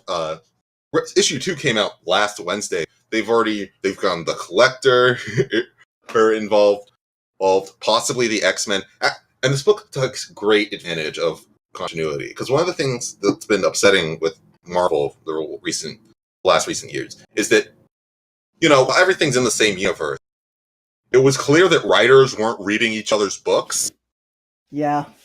So people would be showing up. Ant-Man is in Florida in his own book, and then would just be in New York. And you're like, how does that work? Isn't this person dead? Why are they alive? And it's like, I'm sorry, I didn't read that book. But Donny Cates clearly, does. Mm-hmm. Hela wasn't Queen of Hell until very recently. She lost it, and she just regained it in the Thor series, and okay, I can use that. There's a point where Star-Lord drunk dials Kitty Pryde, because when Bendis was writing the book, Star-Lord started dating Kitty Pryde, because of course it's a Bendis book. But they broke up, and Kitty Pryde had gotten engaged to Colossus, and I wasn't. So I was like, oh, when the scene first started, I'm like, oh, okay, we're just going to pretend like these two are still a thing. No! There's a point where Star-Lord's like, oh, I've heard the news with you and Colossus. Says, that's good. Colossus is a good guy. And in the X-Men comics, Kitty Pryde stood Colossus up at the altar. And they have a little panel where she's like, yeah, he is. And she looks really sad. And I'm like, wow! People are actually paying attention to continuity. That's so refreshing. It really is. It's like we're in a connected universe or something. What a novel concept. And the writing's great. Your Quasar and Moondragon are in a relationship, and you can really feel that. You can feel that Moondragon's really broken up about Drax, Hex being dead. And they're setting up so much. It seems like they're finally going to pay off a bunch of long running threads that Bendis left in the characters that kind of character development that Bendis implied that he would be dealing with, but then didn't. Mm-hmm. And in the next issue, we're getting Nova, Richard Rider, who is a big cosmic character, and another member of this star-studded mm-hmm. Guardian theme. I think this is the most interesting Guardians has been for me in a long time. And Donny Cates is such a competent writer, and he clearly gets that everything is on the table. Mm-hmm. We're using things from Thor, we're using Nova stuff, we're using Guardian stuff, we're going to use all of it. He's going to take the entire Marvel Cosmic Universe and even stuff outside of it, and we're going to make a great story. And it seems like he has a real long run ahead of him. Mm-hmm. It's only 2 issues in, and so let's say it's super easy to get into. You might, I don't know much about what happened in this event. I'm planning on reading it, but so far I haven't felt like it's been overly obstructive. Mm-hmm. Everything I've just been like, oh, well, this stuff has been happening recently, so I can jam with it. Cool, dude. Sounds really, really good, actually. Yeah, definitely one of my favorite books. Oh, and the art. The art is absolutely fantastic. Just brilliant work. I wish I remembered the artist's name. Sorry. Oh, sad face. Yeah. Is that it? Oh, yeah, that's it. All right, that's it for this episode of the Geeks by Gaslight Podcast. Thank you so much for listening. Special thanks to our producers, Jré Best, Scott Heemstra for making the show possible, and special thanks to our lead editor, Guthrie Schooner, and thanks to Jack Rodimer for helping design the thumbnail. If you're watching this on YouTube, be sure to subscribe and leave a comment, follow us on Twitter, and join our Discord. The link will be down in the description below, and be sure to keep it locked right here for brand new episodes of the Geeks by Gaslight Podcast every single goddamn month. But until then, take it easy, nerds.